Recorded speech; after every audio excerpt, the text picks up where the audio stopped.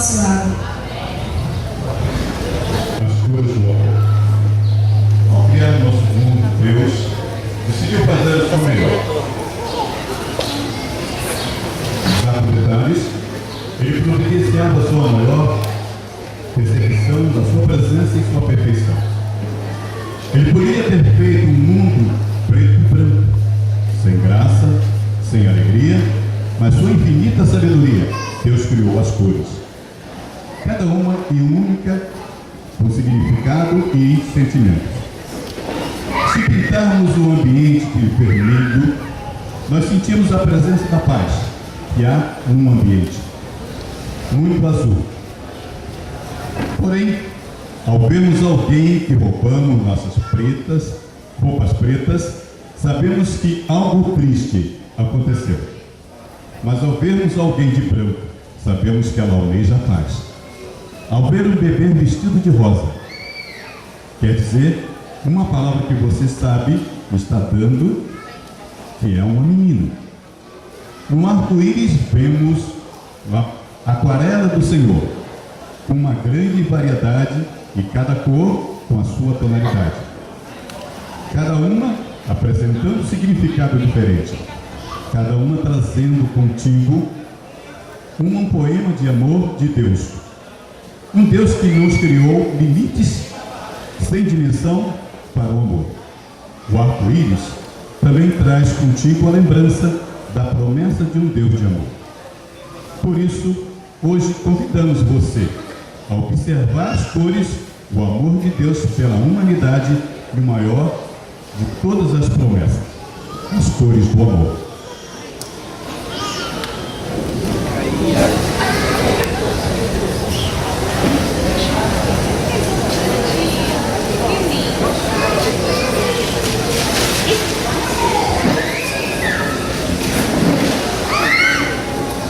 Ei, Ada, o que está acontecendo?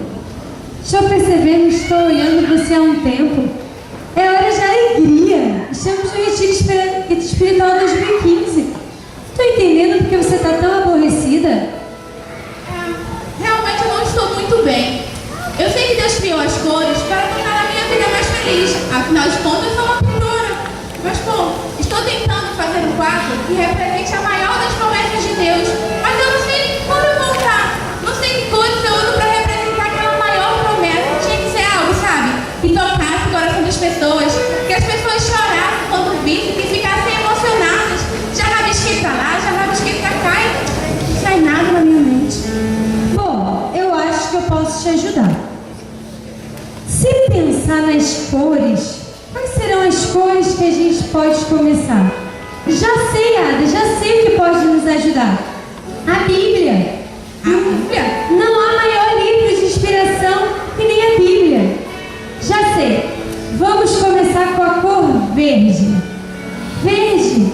Verde de perseverança. Verde de perseverança de uma mulher na Bíblia, Ana. Ah, realmente, verde vai ficar muito bonito, verde de perseverança. Você lembra da história de Ana? Eu acho a história de Ana muito linda. Ela em momento nenhum perdeu a fé em Deus. Ela teve fé em Deus, foi perseverante até o fim e Deus lhe deu a recompensa. Deus ouviu a sua oração.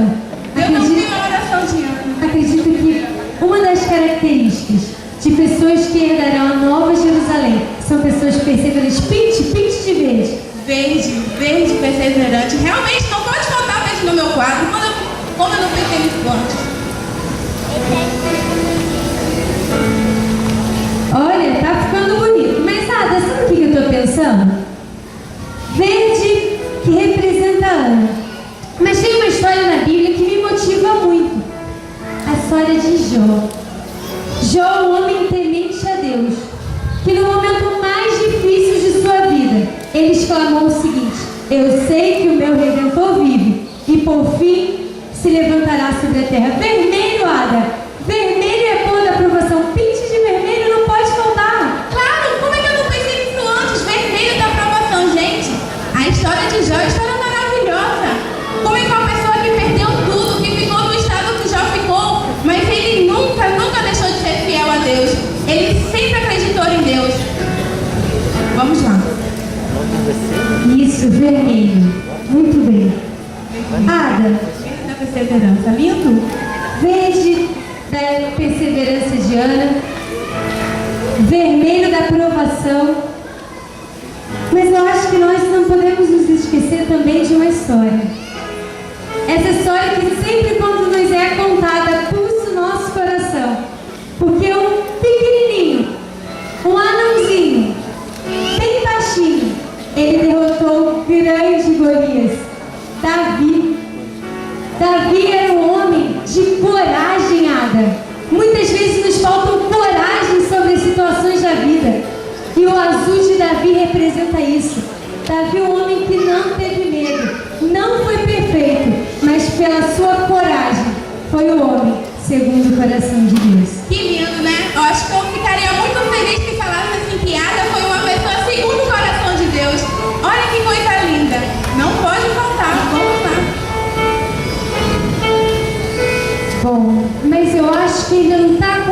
certo, Ada? Ainda falta alguma coisa. Ada, Tá faltando um toque final nesse quadro. Ada, a gente não pode esquecer um dos personagens que faz os nossos olhos brilharem. Abraão, pai da fé, o homem que não desistiu de seguir as vontades de Deus. Deus o chamou, não disse para onde, mas ele foi. Abraão, pai da fé, que Deus fez uma grande promessa e Deus o honrou. Amarelo é a cor da fé, Ada. Amarela é a cor da fé. O que seríamos de nós se não fosse a nossa fé, não é verdade? Com certeza. A nossa fé que nos guia, que nos leva realmente até aquilo que queremos ir. Amarelo, fé. Que lindo, gente. Tô emocionada, meu quadro tá ficando muito bonito. Viu? Nada temos a temer quanto ao passado. Mas ao tá. futuro, a não ser que nos esqueçamos do que Deus fez no passado. Mas Thay, eu acho que ainda falta uma corzinha, aquele grande final, pra dar aquele toque final. Qual seria a cor agora que eu coloco pra finalmente concluir essa obra? Ada, há algum tempo atrás eu escutei uma história e eu queria compartilhar essa história com você. Um pastor disse que ele era responsável por um internato. E ele disse que nesse internato tinha crianças de 13 anos até a faculdade. É um internato do Brasil. E foi recebida a notícia que um menino de 13 anos havia se suicidado. E qual foi a dificuldade de contar isso para os pais? Disse que deu o telefonema para a mãe, para que a mãe viesse até a escola, mas não contou o que havia acontecido. E quando ela chegou até a escola, já estava tudo preparado. O caixão estava pronto, a criança ali. E naquele momento chamaram a mãe, antes que ela entrasse naquela sala, e contou o que havia acontecido. E contou o recado que encontraram nas mãos do menino. E quando contou para a mãe não quis muita conversa e foi direto ver o filho dela. E diz a história que naquele momento ela olhou para o menino e começou a cantar as musiquinhas. Cristo fez os peixes. E por fim ela cantou uma música, Deus é tão bom. E quando ela terminou aquela música, ela olhou para os olhos do pastor e falou assim: pastor, agora eu preciso que você me responda essa pergunta. Deus é bom? E naquele momento o pastor olhou para aquela mãe. Ele disse que é difícil ele chorar, porque ele faz muitas vezes funeral, mas naquele momento ele não se conteve. E ele chorou. E chorou muito. E não conseguiu responder aquela pergunta para a mãe naquele momento. Mas ele foi para casa e escreveu um sermão chamado Deus é bom. Nesse sermão ele disse o seguinte, que essa é a resposta para a mãe. Ele disse que ele teve um filho, uma filha e uma falha. E chegou o primeiro dia de aula da falha, da mais novinha. E desceu o filho do carro, desceu a filha e desceu por último a falha. E naquele momento a garota bem pequenininha falou assim: pai, eu não quero ir para a escola, eu não vou para a escola. E o pai falou: não, filha, você vai para a escola. Ele disse: pai, eu não vou para a escola. E ele disse que pegou a menina no colo, conversou e a menina não quis ir para a escola. E aconteceu isso no primeiro, no segundo e no terceiro dia. No quarto dia, quando a menina emperrou de novo na porta da escola, o pai falou: hoje você vai. Pegou a menina, deu um abraço bem forte, falou: filha, quando for 5 horas, o papai vai vir te buscar. Eu serei o primeiro pai a chegar. E ele disse que a menina olhou com os olhos lacrimejados, falou: então tá, pai, eu vou. E disse que ele ficou olhando a pequenininha aí com a mochilinha nas costas, e assim ela foi. Ele disse que quando chegou 5 horas e o sinal tocou, ela era a primeira da fila. E ela olhava atentamente para ver se o seu pai estava lá. E quando ela viu o seu pai, ele disse que nunca esquece da cena. Ela foi correndo, saltitando, aquela mochila subindo e descendo. E agarrou no pescoço do pai e deu um abraço profundo. Ele disse que sentiu o coração dela pulsar. Aí ele lembrou da história da mãe. Vai existir um dia onde o sinal deste mundo vai tocar. E tudo vai se terminar. e o nosso Pai estará na porta para nos levar de volta para casa. Nesse momento ele falou, respondeu a pergunta da mãe, Deus é bom sim, porque um dia o sinal do mundo vai acabar. E quando acabar, o nosso Pai estará à porta. Estaremos preparados para voltarmos para a nossa casa. Como é bom a gente ter a nossa casa, né? Mas nós não estamos em casa ainda. Então, Ada, você não pode terminar esse quadro com a cor branca. Porque por mais que Deus é amor, quando nós confiamos em seu poder, nós temos paz. Paz que só Ele pode nos dar. Paz que só Ele pode nos conceder. E naquele dia nós exclamaremos, Deus é bom. Deus é bom. Porque nós estaremos indo para Nova Jerusalém. Pinte de branco seu quadro. Branco. Branco de Jesus. Branco daquela pessoa que veio ao mundo e morreu por mim e por você. Que sofreu aqui por mim e por você. Mas não ficou por aí. Ele veio e foi, mas ele nos deixou uma promessa de que ele viria novamente. Então realmente o meu quadro não pode faltar o branco de Jesus. E eu estou aqui esperando ele voltar. E no dia que ele voltar, eu vou fazer igual aquela menina, tá? Eu vou correr e eu vou abraçar Jesus. Vou me jogar nos braços dele. Porque eu quero que para sempre o céu seja o meu lar. Eu quero estar lá. Eu vou para o céu. E vocês? Também querem estar lá junto comigo? Que é Nova Jerusalém.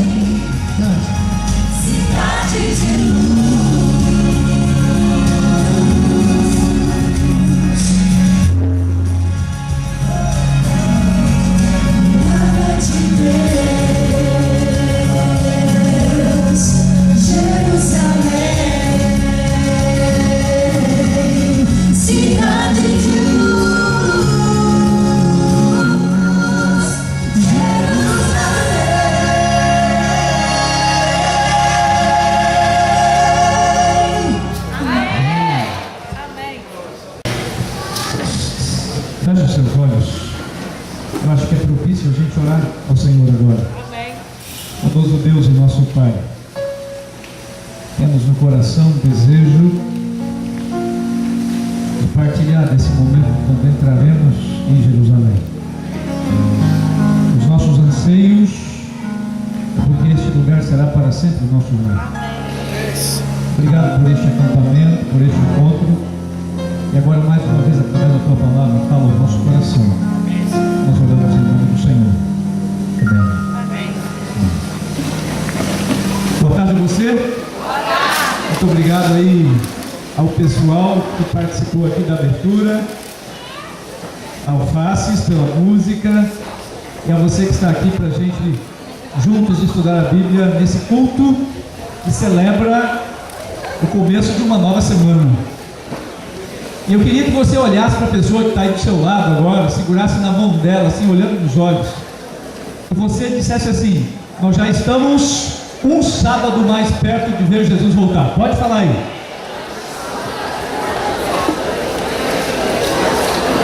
Ontem, ao pôr do sol, nós estávamos uma semana mais perto de ver Jesus voltar.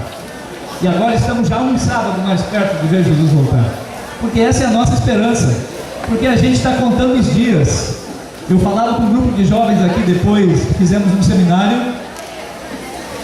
E alguns ficaram ali, nós ficamos conversando. E lá no livro de Mateus, no capítulo 24, Mateus 24, você sabe, são palavras de Jesus que dizem respeito à parousia, que dizem respeito à sua vinda, que dizem respeito ao momento apocalíptico dessa história. Mateus 24 é um pequeno apocalipse dos evangelhos. Jesus disse assim: se esses dias, está falando dos nossos dias, não fossem abreviados, ninguém se salvaria. Porque as coisas vão de mal a pior, porque a fé e o amor estão se esfriando, porque as pessoas estão organizando a vida como se Deus não existisse. Mas aí vem uma coisa interessante, porque Jesus falou assim: se os dias não fossem abreviados, ninguém se salvaria. Logo depois vem um imperativo, está dizendo assim: mas por causa dos escolhidos, esses dias serão abreviados. É um imperativo. Eu não sei como, porque os dias têm 24 horas. No nosso relógio as horas continuam com 60 minutos e os minutos com 60 segundos, mas acreditem, o tempo está sendo abreviado. É profético, é imperativo. O tempo está passando mais rápido no relógio de Deus. Ontem foi Natal, já estamos no final do mês de fevereiro. O tempo está passando mais rápido. E está se aproximando o dia quando vamos ver o Senhor. Uma semana mais perto, agora um sábado mais perto de ver Jesus voltar. Começando essa semana, estudando a Bíblia juntos agora, a gente tem essa certeza e essa convicção cada vez mais forte. Eu não vou me delongar. Eu queria que você pensasse comigo em um texto da Bíblia. Estudar a Bíblia é diferente de ler a Bíblia. Eu queria incentivar você, nos seus momentos devocionais, para você estudar a Bíblia e não só ler a Bíblia. Ler a Bíblia é você fazer o Reavivados por Sua Palavra, um capítulo por dia. É você fazer o ano bíblico, 2, 3 capítulos por dia. Isso é ler a Bíblia, mas não é estudar a Bíblia. Há uma diferença. Pastor, se eu fizer isso, eu não estou estudando a Bíblia? Você está lendo a Bíblia, estudando não. Porque no final do dia, se você durante o dia tiver que falar ou testemunhar para alguém que você leu, talvez você lembre o personagem e talvez você lembre o lugar onde está escrito na Bíblia, porque é muita coisa, a nossa mente não consegue guardar isso. Então, para você estudar a Bíblia, eu vou dar uma sugestão. Você escolhe um verso da Bíblia, um verso só, e você vai estudar esse verso. Eu já fiquei 80 dias em um único verso da Bíblia. Preparei 2 semanas de oração sobre um único verso da Bíblia. Você pode ficar algum tempo nesse verso, não tem nenhum problema, não tenha pressa. Talvez você escolha 2 versos, talvez pelo contexto 3 versos. Não vá além disso. Então você abre a Bíblia, você leia, ore ao Senhor, ou então ore e leia, e aí você começa a pensar biblicamente. Eu vou dar algumas coisas para você pensar, então nortear a tua devoção e o estudo da Bíblia. Pergunte assim, quando esse texto foi escrito na Bíblia? Tem algumas Bíblias que tem a referência no começo do livro dizendo quando foi escrito. Por exemplo, o livro de Isaías foi escrito 800 anos antes de Cristo. E se você entender o contexto do livro de Isaías, do tempo em que ele foi escrito, você consegue entender muito mais do que ele está falando. Você vai compreender melhor o texto. Então pergunte-se, quando foi escrito? Quem foi que escreveu e escreveu para quem? Porque a Bíblia às vezes tem uma mensagem direta para uma pessoa. E você pode perguntar o que Deus queria falar para ele e o que essa mensagem comunica com você hoje. E a Bíblia vai falando com você. Você pode fazer algumas perguntas mais diretas. Por exemplo, nesse texto da Bíblia que eu li, tem algum pensamento novo a respeito de Deus? Se tem, então qual é? Tente identificar. Eu nunca havia pensado Deus dessa maneira. Esse texto mostra. Nesse texto que eu li, tem algum pecado, tem alguma prática, algo que eu estou fazendo e Deus assim, não faça. Amigo, por favor, se tem alguma coisa que você está fazendo e você encontrar na palavra do Senhor para você não fazer, pare imediatamente. É uma questão de vida ou morte. Você pode perguntar ao contrário, tem alguma coisa que Deus pede para que eu faça e eu não estou fazendo? Se tem alguma coisa que Deus pede para você fazer e você não está fazendo, comece a fazer agora, porque a vontade de Deus, o sonho de Deus para você é muito maior do que o seu. Você pode perguntar ainda, tem alguma promessa nesse texto que eu li para que eu possa buscar? São mais de 4.000 promessas na Bíblia, muitas para cada dia. Tem alguma promessa aqui que eu possa buscar? Eu vou parar por aqui, porque isso vai longe, mas você pode pensar, refletir, e a palavra de Deus vai falando com você. E eu garanto para você, durante o dia, você está indo para o trabalho e aquele texto fica passando assim na sua mente, olha. Se alguém perguntar durante o dia alguma coisa para você, ou tiver a oportunidade de testemunhar, você vai ter as palavras vivas do texto, porque ela fica com você durante todo o dia. E quando você colocar a cabeça no travesseiro para dormir, você lembra onde está na Bíblia, o que foi que você leu e as ideias do texto. Isso é estudar a Bíblia. A Bíblia fala com você, Deus fala com você, a mensagem fica com você. É diferente de ler a Bíblia.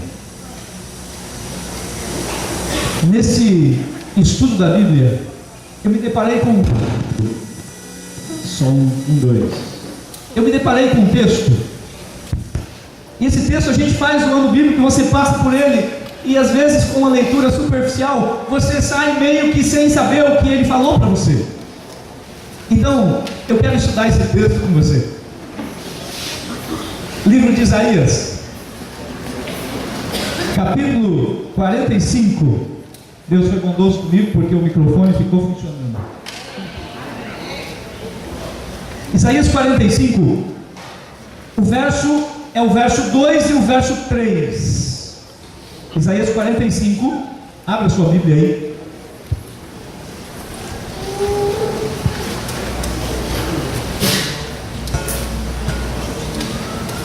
Verso 2 e o verso 3.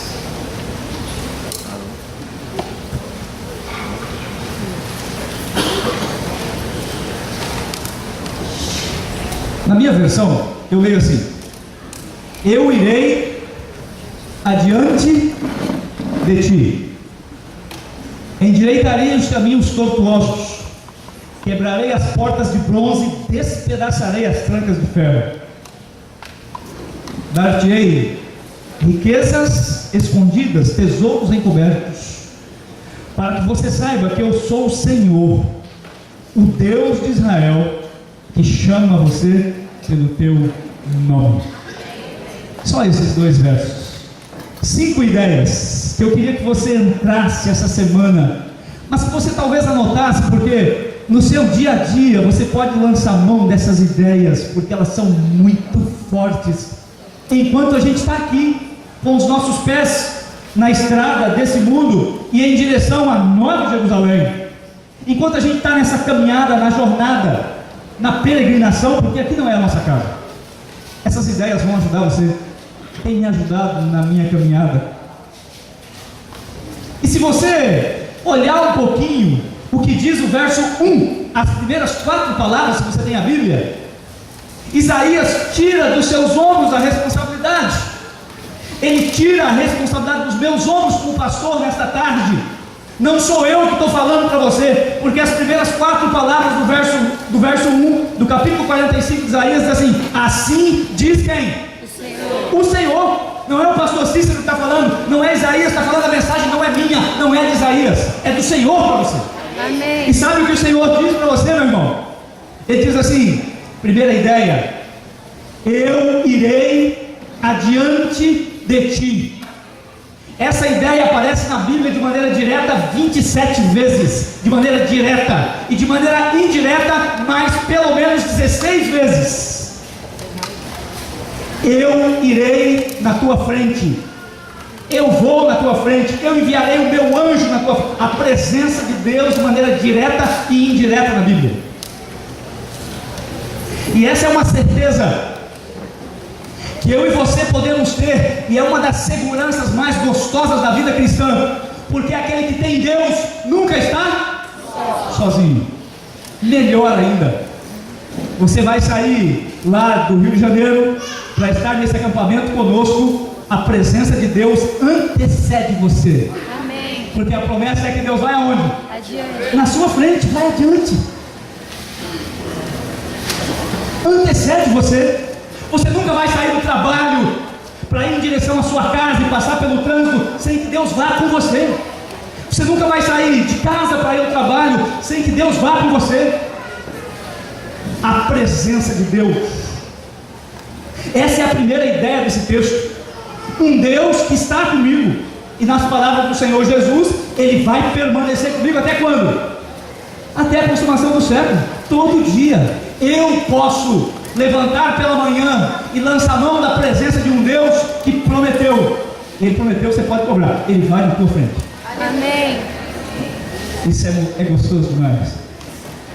A gente tem a sensação da presença de Deus está conosco ao longo do caminho, não importa as curvas que Ele faça. Eu vou parar por aqui, porque isso aqui é um sermão, isso aqui vai muito longe, mas eu queria que você segurasse essa ideia. Deus que vai à frente, um Deus que está com você todo dia, e ao longo do caminho você nunca está sozinho. Agora o texto não para aí, porque o texto continua dizendo: eu irei adiante de ti, é a promessa. Só que a segunda ideia, ela é mais forte ainda, porque Deus não vai adiante de braços cruzados. Deus não vai com você ao longo do caminho da vida apenas como mais um viajante. Eu fui uma vez num acampamento, em uma dessas retiradas dos desbravadores. Eu sou desbravador há 28 anos. E numa dessas retiradas do desbravador, como líder de um grupo, nós fomos, e em dado momento havia um grupo de líderes, e esse grupo de líderes, a gente foi fazer um teste de sobrevivência, e eu procurei entre o grupo alguém que podia me ajudar na demarcação do percurso, não é? E entre o grupo eu escolhi alguém, mas teve um outro que se ofereceu. Ele disse: olha, eu vou com vocês. E nós insistimos que não, o percurso era um percurso que a gente tinha que desenhar no meio do mato. Ele falou: não, eu vou com vocês, eu posso ajudar. Então nós deixamos ele. E aí começamos a fazer a marcação do percurso. Eram uns 8 quilômetros que nós percorreríamos, alguns obstáculos, um lugar inóspito, a Serra do Itapirapuã. E chegou um momento que aquele camarada que disse que iria conosco começou a incomodar, porque ele falou: já não está na hora de voltar? Olha, está muito longe, e nós ainda tínhamos toda a missão para cumprir. E eu disse: meu amigo, nós começamos agora. Só que não dava mais para ele voltar sozinho, e ele teve que nos acompanhar ao longo do caminho por mais 3 ou 4 horas. E ele foi reclamando, e um mosquito, sabe, desse que a gente encontrou por aqui, sentava no braço dele, era um escândalo. Então teve um momento que eu olhei para o amigo e eu falei assim,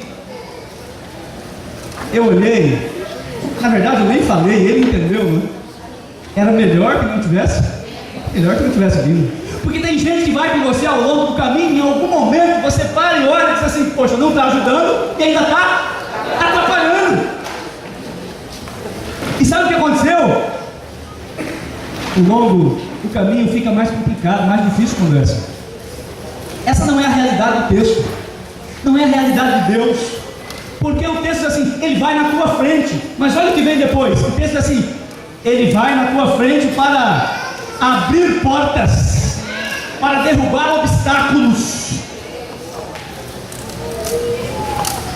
despedaçar os obstáculos. É a linguagem do texto. Meu irmão, eu não conheço vocês ainda. Eu não sei quais são as portas que você precisa que Deus abra para você no ano de 2015. Eu não sei quais são. Eu não conheço a tua história, então eu não sei quais os obstáculos que você precisa que sejam derrubados. Mas eu conheço a minha experiência. Eu sei quais são as portas que eu preciso que Deus abra. Eu sei quais são os obstáculos que eu quero e preciso que Ele derrube. Eu sei o que Deus tem que fazer em resposta às minhas orações, e eu estou orando por isso. Nós conhecemos, e essa é a promessa. Um Deus que vai na tua frente, mas Ele não vai de braços cruzados, não vai de maneira passiva. A Bíblia diz que Ele vai para derrubar obstáculos, para abrir as portas, quebrar os portais de bronze que está fechando o teu caminho. E algumas pessoas, você já ouviu alguém falar, não é? Quando o inimigo vem e o nosso caminho fica complicado, e ele joga os seus dardos, e ele fecha uma porta. Alguns pregam assim, não é? Quando o inimigo fecha uma porta, Deus faz o quê? Abre uma janela. Que mentira, que balela. Não creia nisso. Sabe por quê? Porque a Bíblia ensina que a porta que Deus abre para você, ninguém pode fechar. Ninguém pode fechar. E se você observar o texto, a linguagem é agressiva. Deus não vai abrir para você uma porta para você passar assim de ladinho, encolhendo a barriga.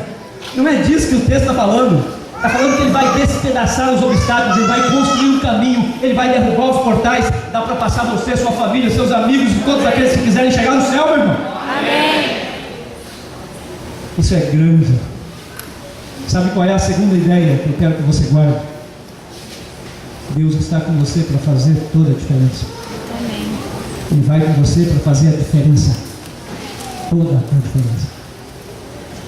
Você não vai estar só. E o teu companheiro de jornada tem tudo que você precisa na bagagem para que você seja exitoso nessa tua jornada, nesse teu caminho. Agora, tem uma terceira ideia.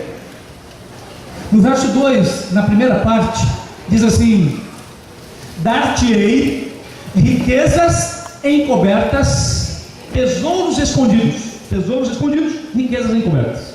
Quando eu li isso aqui, eu fiquei estudando algum tempo isso aqui, e eu entendi algo interessante que eu quero partilhar com você, porque a terceira ideia tem que ver com a bênção de Deus, e a bênção de Deus deve ser o nosso alvo.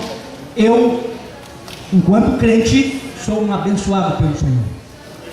Agora, hoje há uma compreensão distorcida no que diz respeito à bênção de Deus, e a compreensão que as pessoas têm por aí, e que se prega na televisão quando você liga, com exceção da Novo Tempo, que é a nossa mensagem, mas quando você liga por aí a televisão, as pessoas estão pregando para você uma teologia chamada teologia da prosperidade, que tem que ver com a bênção de Deus, mas não com a bênção que a Bíblia anuncia. É aquela bênção da troca, da barganha, aonde você pega o teu 13º, leva na igreja, e em contrapartida Deus vai dar para você tudo que você precisar. É a bênção da aposta, quando você faz uma troca com Deus.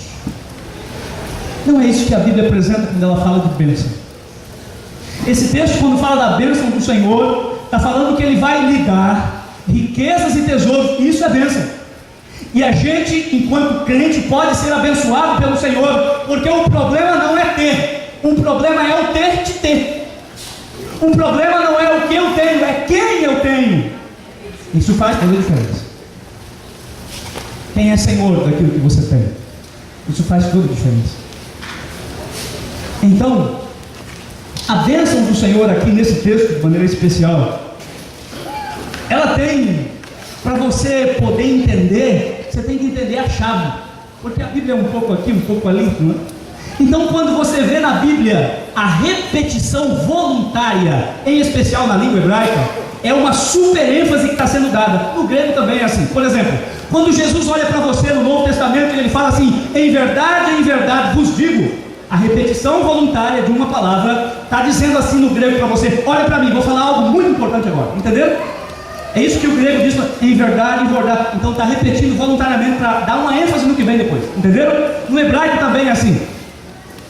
Então, no hebraico, nas palavras repetidas, você tem uma super ênfase no que vem na mensagem. Quando o texto apresenta tesouros e riquezas, é uma ênfase na bênção. Só que aparece uma outra ênfase. A ênfase é assim: escondidos e encobertos. Pode ser isso. Que tesouro, que riqueza é essa que eu não consigo ver? A chave para você entender isso está lá no livro de Hebreus. Porque lá em Hebreus está escrito assim: a fé é a certeza, é a prova das coisas que eu não posso ver. Sabe por quê, meu irmão? Porque a bênção você precisa para ver olhos que vão além dos olhos humanos. Você tem que ter olhos da fé.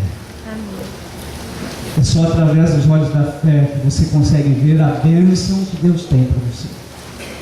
Por isso que quando eu perco de vista, quando eu tiro do meu coração a esperança da salvação, eu perco tudo. Por isso que aquela pergunta que eu fiz a você: quando tira a esperança da salvação do meu coração e o lar eterno deixa de ser o meu lar, o que sobra? Você já pensou nisso? Olha a TV, olha as manchetes dos jornais, olha a violência que está acontecendo, olha a falta de amor, olha o cumprimento da profecia. E aí olha as previsões dos cientistas. Eles dizem que nós vamos chegar no ano 2034 e o mundo vai se autodestruir. Sabiam disso? Na última conferência que teve, disseram que 2034 vai ser o ano, porque aquecimento global, porque o ser humano está... E aí tem milhões e milhões e milhões de pesquisa sendo desenvolvida para a vida extraterrestre, fora da Terra. Estão querendo uma estação espacial onde a gente possa sair daqui e morar lá. Milhões estão sendo investidos. Você percebeu? Por isso, quando eu tenho uma visão da fé, o meu olhar enxerga além das circunstâncias e ele descansa naquele que pode mudar as circunstâncias. O meu olhar está além do problema, porque eu enxergo aquele que pode mudar o problema. Isso é grande. Um Deus que pode abençoar você. Mas as bênçãos aqui tem que ver com as bênçãos da fé. Deixa eu contar uma história para você. Eu moro no Amazonas. Talvez eu mostre um vídeo para vocês aqui da nossa região. Morar no Amazonas é algo extraordinário. Me sinto privilegiado em servir ao Senhor naquela região. Uma igreja vibrante. Mas tem algumas características. Você vai visitar uma região, por exemplo, lá na Balbina, no distrito de Presidente Figueiredo, que fica a uns 150 quilômetros de Manaus. Ali você encontra famílias que moram ribeirinhas à beira do rio. São gente que, olhando à primeira vista, eles têm muito pouco. A casa não tem um móvel dentro. O único móvel que tem é a rede que eles armam quando vão dormir. Lá afora há um fogão de lenha. E eles têm quase nada. Moram à beira de um riacho, dali que eles pegam o peixe para comer. Ao longo de um pedaço de terra que eles cultivam em família, tem mandioca para fazer a farinha que eles utilizam junto com o caldo de peixe, farinha, e a comida deles é isso. E quando a gente vai para lá, a gente se delicia porque é muito gostoso. Mas aí você vai visitar uma família, estou dando uma cena para você pensar, aconteceu comigo isso. Você vai visitar uma família que mora lá à beira do rio, ribeirinha. E quando você chega na porta da casa, que é alta assim, porque a água vem, aparece um senhor, ele tem aqui falhas na boca, porque falta um monte de dente. O sorriso é aquele sorriso que vai de uma orelha a outra, mas falta aqui, tem espaço no meio. Aí logo depois sai a esposa na porta, eles têm muitos filhos, tem 4, 5 filhos na casa. Então saem os filhos, eles acenam para você, você passa uma cerca de arame e vai em direção da casa, e quando você chega, eles recebem você, te dão um abraço. É uma alegria. O pai conversa com o filho, eles riam juntos, eles gente fazendo piada do dia a dia. À tarde, alguém pega uma viola, vai para debaixo de uma árvore e olhando aquele lago, eles tocam uma viola, cantam um hino e a gente fica ali cantando com eles. E sabe o que você pensa quando você vai embora? Você pensa assim: eu vou trazer a minha família aqui, eu vou trazer os meus filhos. Que lugar! E você sai e eles estão com um sorriso de uma orelha a outra. Ninguém tem depressão, ninguém toma remédio para dormir. E eles se despedem de você assim, com alegria, dizendo: pastor, volta, traz a família. E a gente marca o dia de voltar. E aí você vem para a cidade. E na cidade você encontra casas que tem um quarteirão inteiro e na garagem tem um carro para cada um dos moradores. Meu cunhado é médico, tem um paciente que você passa andando diante da fazenda dele, são quase 30 quilômetros diante da fazenda dele, são mais de 40 mil cabeças de boi. E passando com ele na caminhonete, ele me falava: o dono dessa fazenda vai no meu consultório todo mês pegar um remédio para dormir, porque ele dorme com um tranquilizante e um litro de uísque na mão, senão ele não dorme. Você percebeu? Gente que tem tudo e ao mesmo tempo não tem nada, e gente que não tem nada, mas a gente trocaria quase tudo que temos por um sorriso autêntico daquele lugar. Não é o que você tem, irmão, é quem você tem. Aquela paz do céu que excede todo entendimento, a bênção do Senhor, que tem que ver com a fé, tem que ver com o que eu tenho aqui dentro. Essa é a promessa. Deus vai com você, Ele abre portas, derruba obstáculos, porque Ele quer te abençoar com o que a fé traz para você, com a esperança aqui dentro. Terceira ideia: Deus vai abençoar você, porque Ele vai abrir os teus olhos da fé, para você ver o invisível. Amém. Porque quem tem fé, vê o invisível. Vamos para a quarta ideia. Eu vou à tua frente, abro portas, derrubo obstáculos, abençoo você com as bênçãos da fé. Aí vem a quarta ideia: para que você saiba que eu sou o Senhor. E aqui está falando do senhorio de Deus, não está falando de crer em Deus, porque crer em Deus é uma coisa, deixar que Ele seja Senhor é outra. Crer é muito fácil, é de palavras. Deixar que Deus seja o Senhor é de atitudes.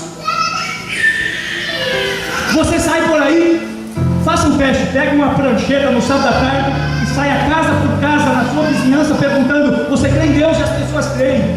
O Brasil é um país cristão, a gente crê em Deus. É assim ou não é? Pode parar a música. Pode parar a música.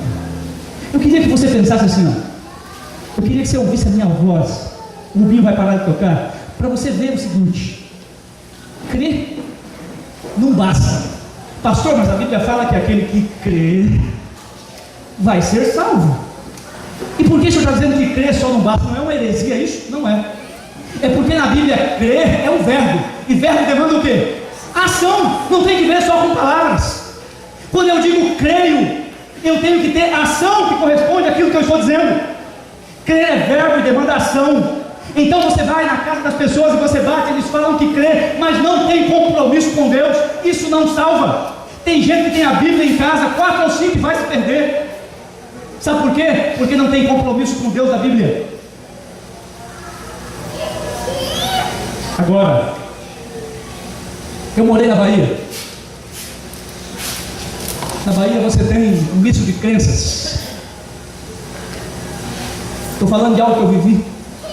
À beira do mar, mais de 3 mil pessoas vestidas de branco, uma bacia de madeira na mão porque não afunda, recheada e coberta, decorada com alimentos ou com dinheiro, roupas brancas de renda confeccionadas à mão, gastado 40, 60 dias para fazer a família inteira. E eles entram na água de manhãzinha, 5 horas da manhã, está todo mundo lá. É lindo de ver. Eles entram com a água por aqui e colocam aquela bandeja de madeira sobre a água com aquelas velas acesas, e eles estão levando uma oferenda para Iemanjá. Você pode dizer em sã consciência que uma pessoa dessa não tem fé? Você pode dizer em sã consciência que ele não crê? O camarada sai de casa, pega avião. Tem gente que vem do interior, vem a pé muitos dias. Ele se planeja, compra roupas, compra bacia de madeira, tudo preparado.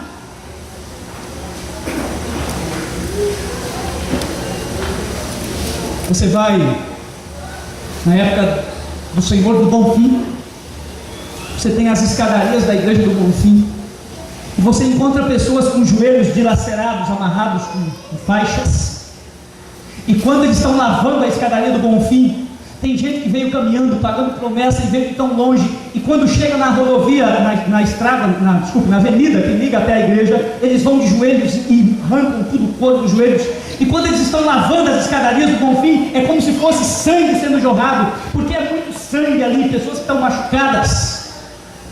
Eu pergunto a você, você pode afirmar que uma pessoa dessa não tem fé? Mas sabe por que eu digo a você que crer só não basta? Porque a Bíblia diz que o diabo crê, não é assim? Crer só não basta. Eu preciso entender quem é o objeto da minha crença. E a Bíblia, quando fala disso, ela é contundente. Quem tem Jesus tem a vida. Quem não tem Jesus não tem a vida.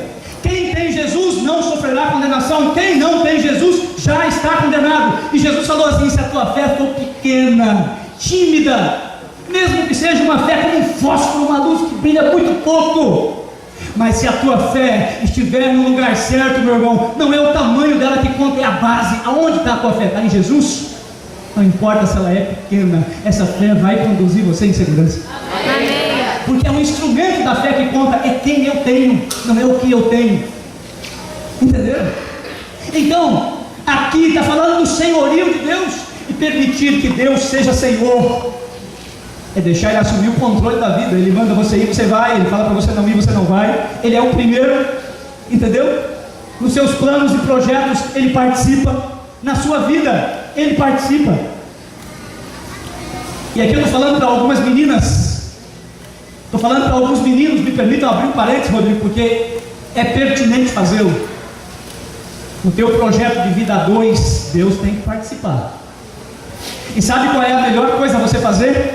Pegue um caderno e escreva como você quer viver a tua vida. Eu quero viver com Deus, na igreja, meus filhos na igreja, eu quero encontrar toda a minha descendência, minha família lá no céu. Escreva: eu quero que meu esposo vá comigo para a igreja, eu quero que ele seja alguém que conta historinhas da Bíblia comigo para as crianças. Escreva, menina, como você quer viver a vida. Como, escolha como. Depois você escolhe com quem, porque com quem tem que atender as necessidades do como.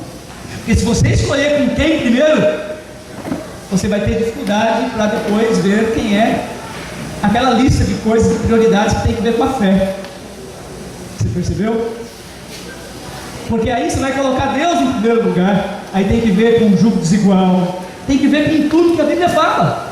E eu estou cansado de encontrar meninas sofrendo, sabe, passando por problemas, jovens com a vida dilacerada, com o futuro comprometido, com a descendência, a salvação da descendência.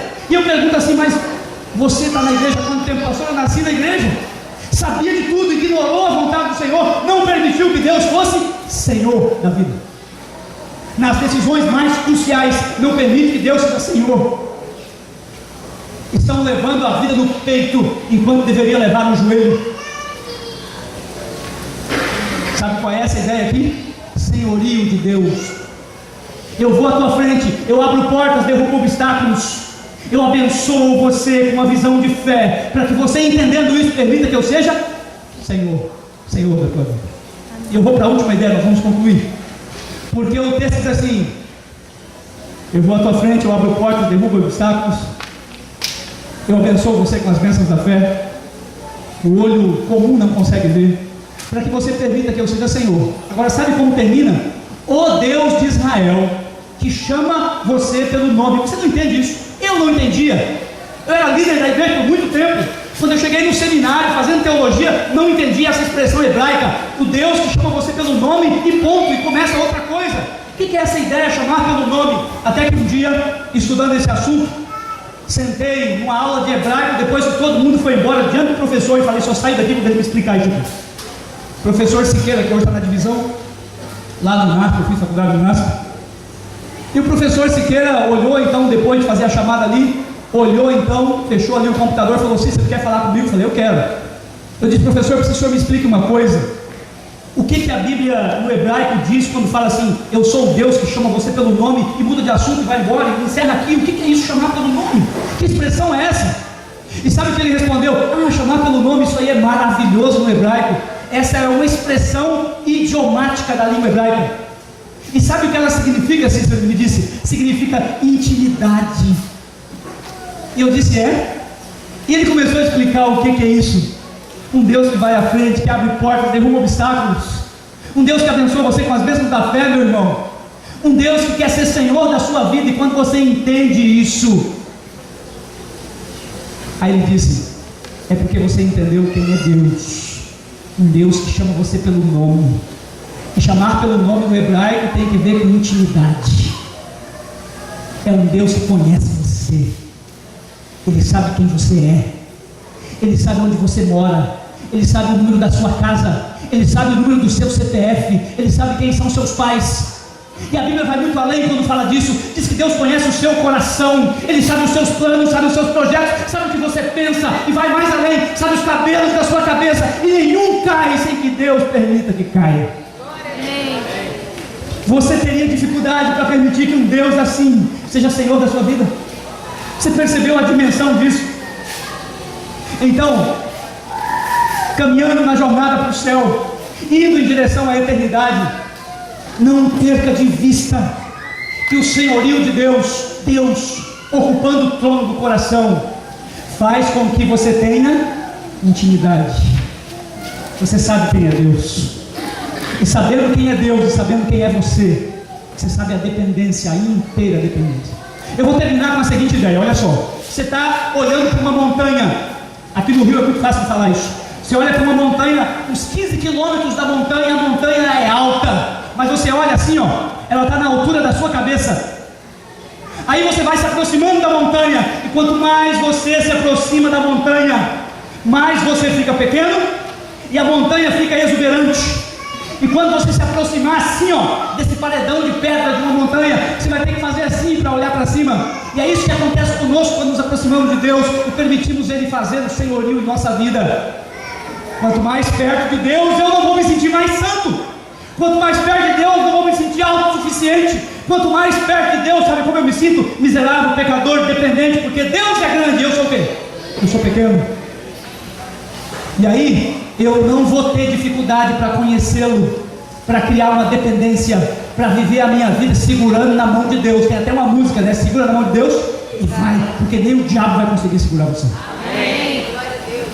A gente vai chegar no céu, lá vai ser o nosso lar, porque o Senhor vai nos conduzir até lá e Ele vai à nossa frente diante dos desafios da vida. Amém. Você quer sair daqui com essa certeza? Amém. Você tem isso no coração, a gente fazer essa oração e receber a nova semana? Levante a sua mão. Segure a mão levantada. A Sr. White disse que a nossa mão é frágil e fraca, mas ela se levanta para segurar a mão de Deus, que pode todas as coisas. Vamos orar pedindo isso a Deus. Senhor, estamos juntos. A Tua palavra fala ao nosso coração. Nós não queremos viver o cristianismo de palavras, de crer apenas por falar. Nós queremos viver a amplitude do verbo. Queremos que o Senhor viva conosco, que ande conosco, que seja Senhor da nossa vida. Fale ao nosso coração, nos importune cada dia com o Teu Espírito, dizendo qual é o caminho, e que a gente seja sensível à Tua voz, para permitir que o Senhor exerça o senhorio sobre a nossa vida. Que vivamos na intimidade contigo, porque esse é o nosso desejo. E por isso levantamos a nossa mão para segurar na tua mão.